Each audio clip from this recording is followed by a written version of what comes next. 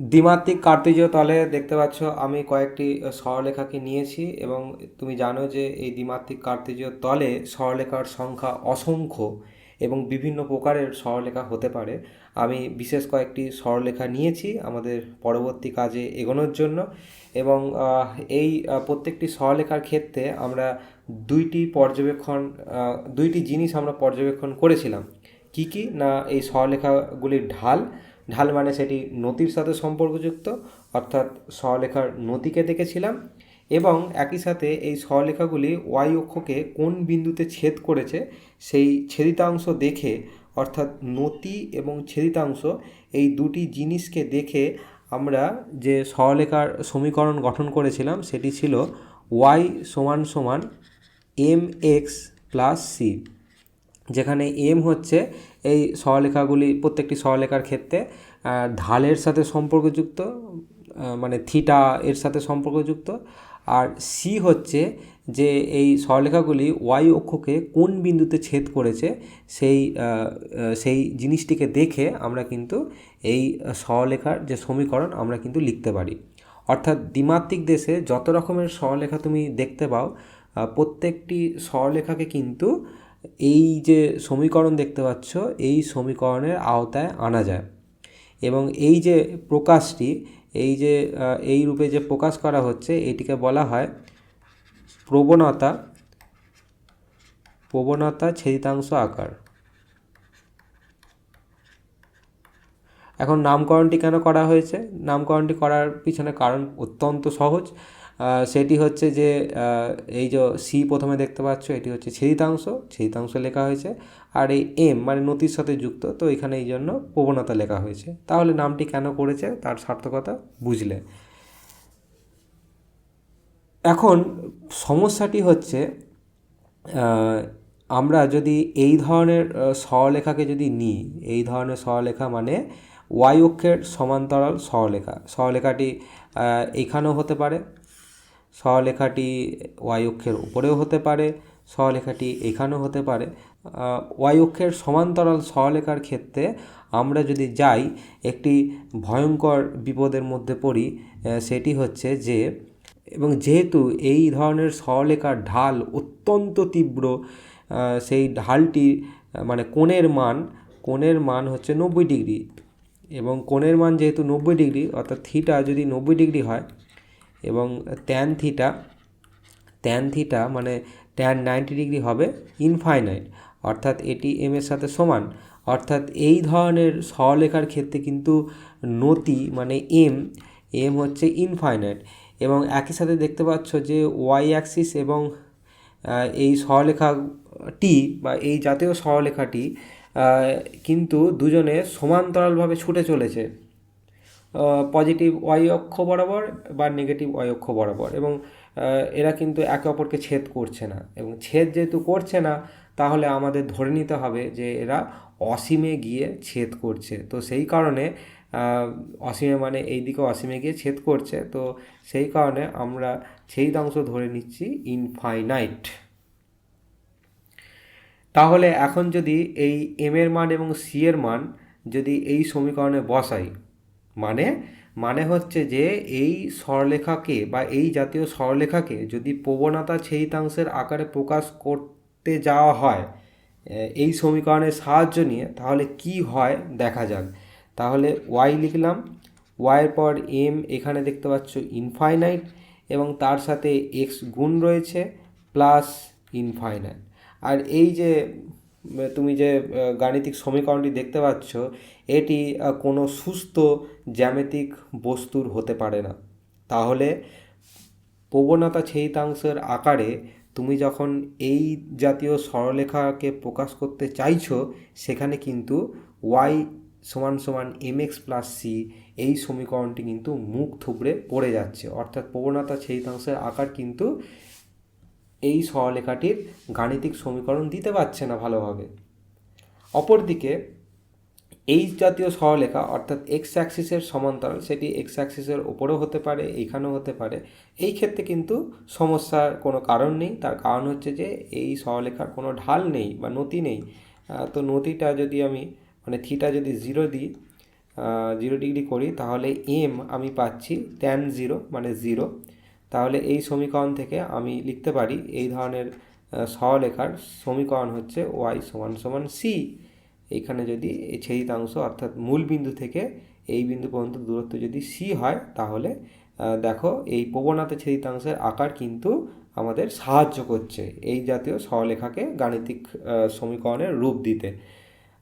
তাহলে এই সংক্ষিপ্ত আলোচনা থেকে তুমি বুঝতে পারলে যে প্রবণতা ছেদিতাংশের আকার দিয়ে কিন্তু এই জাতীয় সরলরেখা বাদে সমস্ত যে সরলরেখা রয়েছে দ্বিমাত্রিক কার্তেজীয় তলে তাদের কিন্তু প্রকাশ করা যায়, কিন্তু এই ওয়াই অক্ষের সমান্তরাল কোনো যদি সরলরেখা থাকে তাকে কিন্তু এই প্রবণতা ছেদিতাংশ আকারে প্রকাশ করা সম্ভব নয়।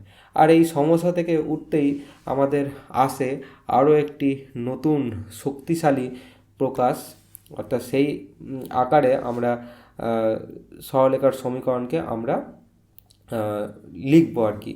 তো সেটি হচ্ছে আমাদের পরবর্তী আলোচনা, অর্থাৎ ছেদিতাংশের আকার।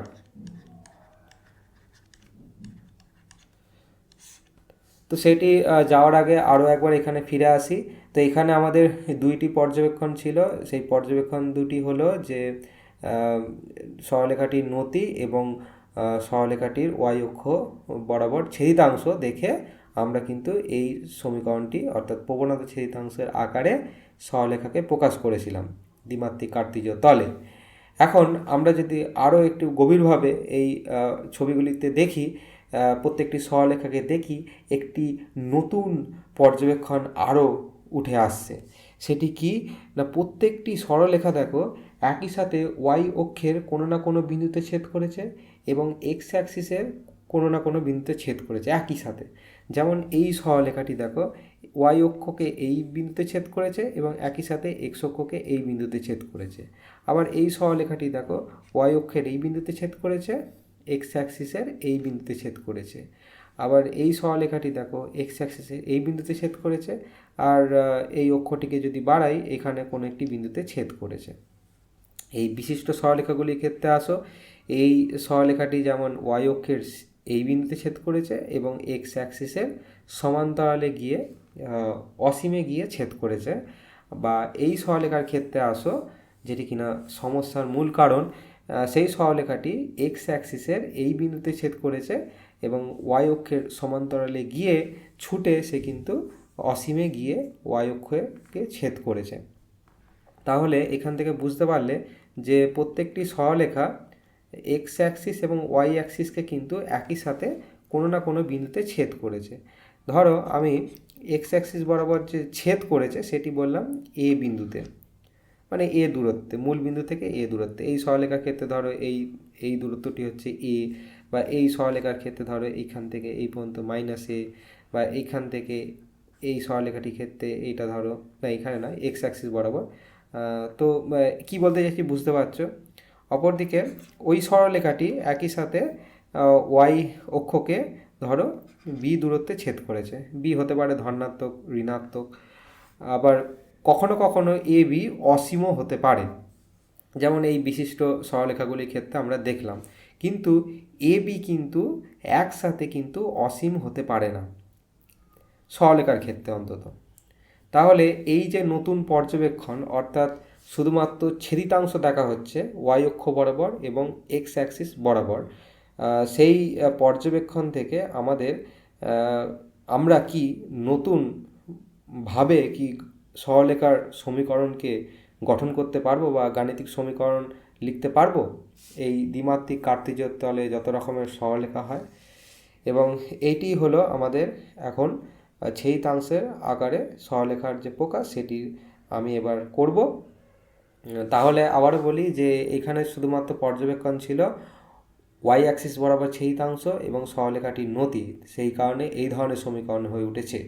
এখন আমাদের পর্যবেক্ষণ সামান্য হলেও ভিন্ন, এবং সেই ভিন্নতার কারণে আমরা মানে ইতিমধ্যেই মানে একটা ভবিষ্যৎবাণী করে ফেলছি যে আমরা যদি সরলরেখার সমীকরণ যদি গঠন করতে পারি, তার রূপ এর থেকে তো আলাদা হবেই। তো বোঝার সুবিধার্থের জন্য আমি প্রথমে এই সরলরেখাটিতে আসবো। তুমি যে কোনো সরলরেখা নিয়ে কাজ করতে পারো। সেটি করার জন্য আমি বাকি সমস্ত সরলরেখাকে মুছে দিচ্ছি আপাতত।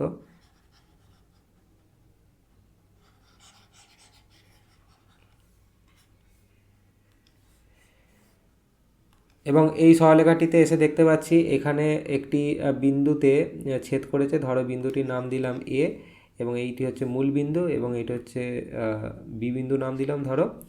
তাহলে ওয়াই অক্ষের কিছু অংশ, এক্স অক্ষের কিছু অংশ এবং সরলরেখাটির কিছু অংশ মিলে দেখো একটি সমকোণী ত্রিভুজ তৈরি করেছে।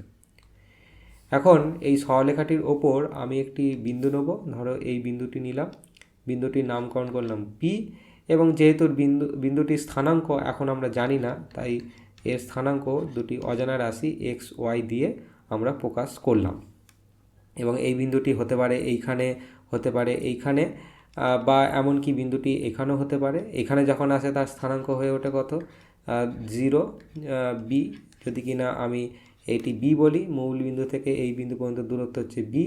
আবার এই বিন্দুটি যখন এইখানে আসে তখন তার স্থানাঙ্ক হয়ে ওঠে ধরো a0, অর্থাৎ যদি মূল বিন্দু থেকে বি বিন্দু পর্যন্ত দূরত্ব আমি যদি এ বলি। এবং পি বিন্দুটি নেওয়ার পর আমি কি করব, আমি একটি সরলরেখা ওয়াই এক্স অ্যাক্সিসের উপর পারপেন্ডিকুলার মানে লম্ব একটি আঁকছি, এবং আঁকার পর আমি নামকরণ করলাম এটি ধরো কিউ। তাহলে এখন এই ও কিউ এই পর্যন্ত দূরত্ব হচ্ছে এক্স, এই পর্যন্ত দূরত্ব হচ্ছে এক্স, এবং কিউপি এই পর্যন্ত দূরত্ব হচ্ছে ওয়াই, সেটি কিনা এই স্থানাঙ্ক থেকেই পাচ্ছি। আর এই কিউবি এর দূরত্ব হবে এ মাইনাস এক্স, কারণ পুরোটি হচ্ছে এ আর এইটুকু হচ্ছে এক্স, তাহলে এইখান থেকে এই পর্যন্ত দূরত্ব হচ্ছে এ মাইনাস এক্স। আমাদের হাতে সব কিছু রেডি হয়ে গেছে। এবার আমরা পরবর্তী স্টেপে যাই। এটি মুছে দিই আগে। তো যেটা দেখছি যে দুটি ত্রিভুজ আমাদের কাছে তৈরি হয়েছে। একটি বড় সমকোণী ত্রিভুজ এ ও বি, এই বড় ত্রিভুজটির কথা বলছি। আরেকটি ছোট ত্রিভুজ তৈরি হয়েছে পি কিউ বি, দুটিই কিন্তু সমকোণী ত্রিভুজ। সমকোণগুলি দেখে নাও কোথায় কোথায় আছে। তাহলে দুটি সমকোণী ত্রিভুজ আমাদের হাতে উঠে এসছে, এবং দুটি সমকোণী ত্রিভুজ কিন্তু একটি কমন অ্যাঙ্গেল কোণ আলফা কিন্তু শেয়ার করছে। এবং এই কোণটির যদি এ ও বি ত্রিভুজের ক্ষেত্রে, এ ও বি ত্রিভুজের ক্ষেত্রে এসে যদি ট্যান আলফা লিখি তাহলে হবে লম্ব বাই ভূমি, এবং লম্ব যেহেতু বি এবং ভূমি যেহেতু এ, তাহলে বি বাই এ লিখতে পারছি, খুবই সোজা।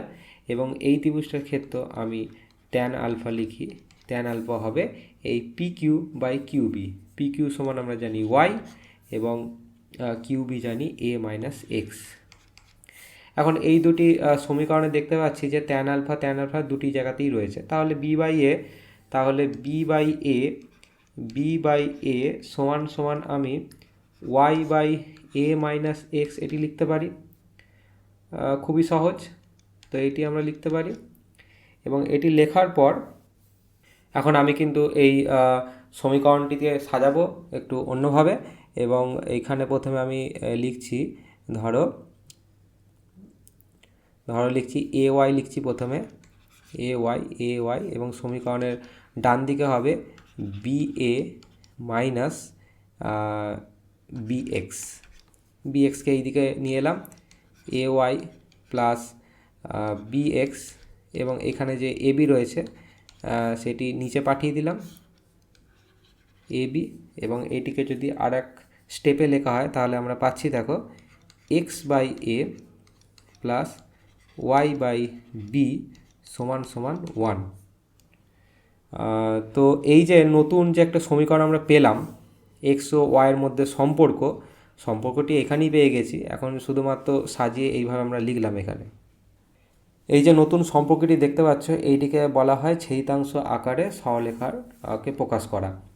ছেদিতাংশ বলা হচ্ছে তার কারণ হচ্ছে যে তুমি এই সরলরেখাটির ক্ষেত্রে আসো, এখানে শুধুমাত্র তুমি দেখো ওয়াই অক্ষ বরাবর যে ছেদিতাংশ সেটি হচ্ছে বি, তাহলে ওয়াই বাই বি লেখো। এবং এক্স অ্যাক্সিস বরাবর যে ছেদিতাংশ সেটি হচ্ছে এ, এখানে এসে এক্স বাই এ লেখো, দুটিকে যোগ করে দাও এবং ডান দিকে 1 বসাও। বসালেই তুমি একটি সম্পর্ক পেয়ে যাচ্ছ এবং এই সম্পর্কটি একটি সরলরেখার সমীকরণকে বোঝায়। এখন সরলরেখার সমীকরণ কেন বলছি, তার কারণ হচ্ছে যে এইখানে যে বিন্দুটি আছে এই বিন্দুটি থেকে তুমি যখন এইখানে যদি বসাতে চাও কোনো একটি বিন্দু, তো সেই বিন্দু যে এক্স ওয়াই হবে, সেই এক্স ওয়াই যদি এই নিয়ম মেনে চলে তাহলে বিন্দুটি এইখানে বসবে, তারপরে বিন্দুটি এইখানে বসবে, এইখানে বসবে। এখন বিন্দুর সংখ্যা তো অসংখ্য হতে পারে না, যতটা তুমি ভাবতে পারো এই বিন্দুগুলির ঘনত্ব তার থেকেও যদি বেশি হয়, এবং এই রকম সমস্ত বিন্দুকে যদি তুমি এই দিক বসাতে থাকো এবং বসে যদি যোগ করে দাও তাদের যে সম্মেলন, সেটি কিন্তু তোমাকে এই সরলরেখাটি দিয়ে দিচ্ছে। তার মানে এই যে সমীকরণটি দেখতে পাচ্ছ, অর্থাৎ এক্স এবং ওয়াইয়ের মধ্যে যে সম্পর্ক সেটি কিনা একটি সরলরেখাকে বোঝায়।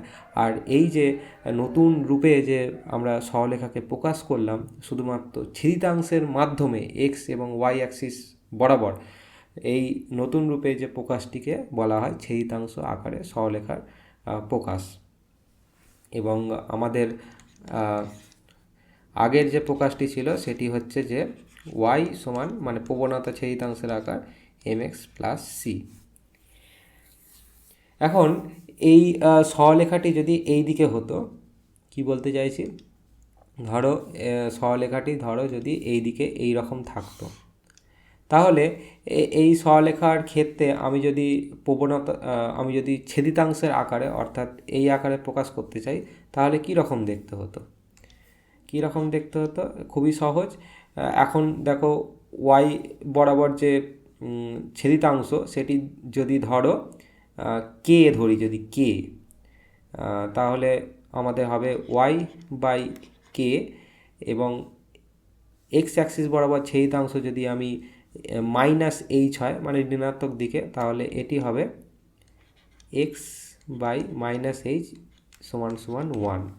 তাহলে এই সরলরেখাটির ছেদিতাংশ আকারে যদি তুমি যদি প্রকাশ করতে চাও সরলরেখার সমীকরণকে, তাহলে তার রূপটি হবে, গাণিতিক রূপটি হবে এইটি। একইভাবে তুমি এই সরলরেখাটির ক্ষেত্রেও তুমি দেখতে পারো কীরকম দেখতে হবে এই ছেদিতাংশের আকার, এইটির ক্ষেত্রেও তুমি দেখতে পারো, খুবই সহজ। এখন আমরা সেই বিশিষ্ট সরলরেখার ক্ষেত্রে আসি, যেটির ক্ষেত্রে আমরা কিন্তু ওই যে এই যে প্রবণতা ছেদিতাংশ দিয়ে আমরা পারছিলাম না, সেই সরলরেখাটির ক্ষেত্রে আসি। সেই সরলরেখাটি আমাদের ছিল এই রকম, এবং এই সরলরেখাটি যে যে এই যে এক্স অ্যাক্সিস বরাবর ছেদিতাংশ ছিল, ধরো এখন ধরে নিচ্ছি ধরো পি একক, মানে ও থেকে এই বিন্দু পর্যন্ত দূরত্ব হচ্ছে পি একক ধরে নিচ্ছি। এবং যেহেতু এখন ছেদিতাংশ দেখো এক্স অ্যাক্সিস বরাবর পি, তার মানে আমি লিখতে পারি এক্স বাই পি প্লাস, এবং ওয়াই অক্ষ বরাবর যেহেতু সমান্তরালে ছুটছে তাহলে তার ছেদিতাংশ হবে অসীম, এইভাবে লিখতে পারি, সমান সমান 1। এখন এই রাশিটি হয়ে যাবে আমার 0, এই যে পুরো রাশিটি হয়ে যাবে 0। তাহলে এখান থেকে আমরা লিখতে পাচ্ছি দেখো এক্স সমান সমান পি। আর এই যে নতুন যে সমীকরণটি পেলাম এক্স সমান সমান পি, এর মানে হচ্ছে যে এই সরলরেখার ওপর যে সমস্ত বিন্দু রয়েছে, যে এই বিন্দু হতে পারে, এই দিকেও বিন্দু হতে পারে, সমস্ত বিন্দুর ওপর তুমি যাও, বিন্দুর ওপর গিয়ে তুমি দেখতে পাবে যে এক্সের স্থানাঙ্ক, অর্থাৎ এক্সের স্থানাঙ্ক সবসময় পি হচ্ছে। ওয়াইয়ের মান ধরো এখানে 1 হচ্ছে, এই ক্ষেত্রে যখন আসবে ধরো এখানে পি পাবে, এখানেও 2 পাবে, এইখানে ধরো এই ক্ষেত্রেও তুমি দেখতে পাবে পি মাইনাস ওয়াই ধরো 4।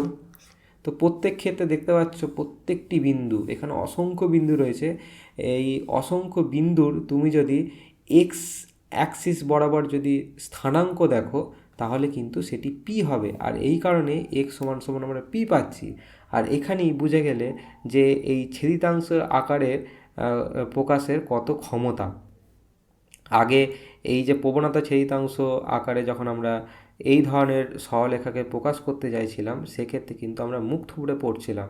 এখন এই ছেদিতাংশ আকারে প্রকাশে কিন্তু আমরা এক্স সমান সমান পি অর্থাৎ এই ধরনের সরলরেখার যে সমীকরণ হয় যথাযথ সেটি কিন্তু আমরা পেলাম। তোমাকে এবার কাজ দিচ্ছি যে এই ধরনের যদি সরলরেখা থাকে, ধরো এই ধরনের যদি সরলরেখা থাকে, আরেকবার আঁকি, এইখান দিয়ে যাচ্ছে, ধরো এই ধরনের যদি সরলরেখা থাকে, সেই সরলরেখার সমীকরণ কীরকম হবে যদি ছেদিতাংশ আকারে তুমি যদি যাও, সেটি কিন্তু তোমাকে করতে হবে নিজে থেকে। এর পরের ভিডিওতে আমরা যেটা করব, এই যে ছেদিতাংশের আকারের একটি বিশাল বড় বিপর্যয় আমরা দেখব যে কোন ক্ষেত্রে এটি ব্যর্থ হয়ে যায়, সেটি আমরা লক্ষ্য করব পরের ভিডিওতে।